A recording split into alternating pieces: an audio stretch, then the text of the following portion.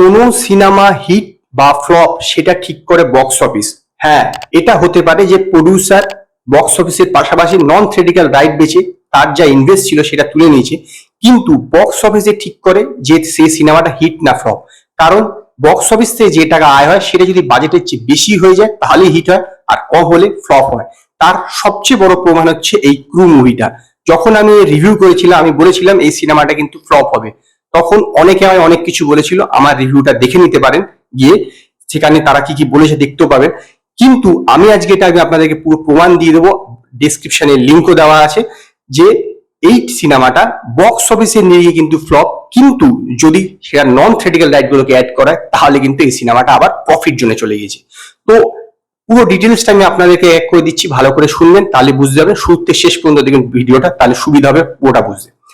এই ক্রু সিনেমার total budget হচ্ছে 75 কোটি টাকা। 75 কোটি টাকা হচ্ছে আপনার মেকিং কস্ট, মানে সিনেমাটা তৈরি করতে লেগেছে 75 কোটি টাকা, সবার স্যালারি ফ্যালারি যাবতীয় কিছু দিয়ে তৈরি করতে লেগেছে 75 কোটি টাকা।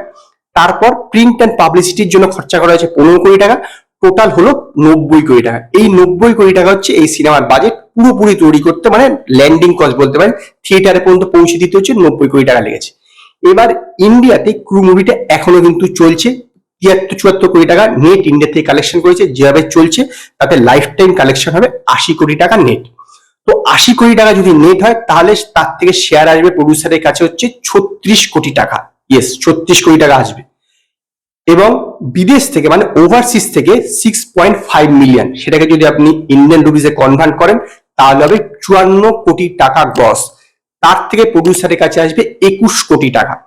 তো 36 কোটি টাকার সঙ্গে যদি আপনি 21 কোটি টাকা যোগ করেন, এটা হচ্ছে থিয়েটিক্যাল রাইট, তাহলে হচ্ছে 57 কোটি টাকা। ভেবে দেখুন, 90 কোটি টাকা সিনেমা বক্স অফিস থেকে তুলেছে 57 কোটি টাকা, তাহলে কি দাঁড়ালো? আপনার 33 কোটি টাকা লস বক্স অফিসের হিসাবে। আমি যেটা বলেছিলাম যে সিনেমা কিন্তু বক্স অফিস নিয়ে ফ্লপ হবেই। আপনি এই পাঠান বা জওয়ান দেখে থাকবেন, বক্স অফিস হিসেবে কিন্তু ফিট হয়েছিল, কারণ যে বাজেট ছিল বক্স অফিসে তার চেয়ে বেশি টাকা প্রডিউসারের কাছে ছিল, সেফ মাত্র বক্স অফিস থেকে। এবার দেখুন টুইস্টটা দেখুন, যদি নন থিয়েটিক্যাল রাইট গুলোকে অ্যাড করে তাহলে কিন্তু আবার প্রফিট হয়ে যাচ্ছে। নন থিয়েটিক্যাল রাইট, ওটিটি রাইট বেচা হয়েছে 30 কোটি টাকায়, ঠিক আছে। টিভি রাইট বা স্যাটেলাইট রাইট বিক্রি হয়েছে আপনার 15 কোটি টাকায়, এবং মিউজিক রাইট বিক্রি হয়েছে আপনার 10 কোটি টাকা।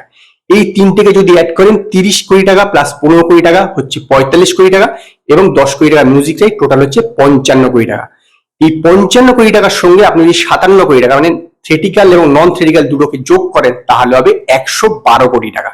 এবার 90 কোটি টাকা সিনেমা নন থিয়েটিক্যাল এবং থিয়েটিক্যাল যোগ করে হচ্ছে 112 কোটি টাকা, লাভ হচ্ছে 22 কোটি টাকা। ভেবে দেখুন, যখনই নন থিয়েটিক্যাল এবং থিয়েটিক্যাল অ্যাড করা হলো তখনই প্রডিউসারে কিন্তু লাভ হয়ে গেল, কিন্তু থিয়েটিক্যাল শুধু দেখলে সেটা লসের খাতায় ছিল। এইটাই হচ্ছে ক্রু মুভির যে ইকোনমিক ডিটেলস, যে থিয়েটিক্যাল দেখলে সিনেমাটা ফ্লপ, শুধুমাত্র বক্স অফিসে নিয়ে দেখলে সিনেমাটা ফ্লপ, কারণ বক্স অফিস থেকে 33 কোটি টাকা কম আয় করেছে, কিন্তু থিয়েটিক্যাল এবং নন থিয়েটিক্যাল যদি অ্যাড করায় তাহলে কিন্তু আবার প্রফিট হয়েছে 22 কোটি টাকা। তো আজকে এই পর্যন্তই। যদি আপনাদের এই ভিডিওটি পছন্দ হয় ভিডিওটিকে লাইক করুন, কমেন্ট করুন, শেয়ার করুন, আর নতুন নতুন আপডেটের জন্য আমার চ্যানেলকে সাবস্ক্রাইব করুন।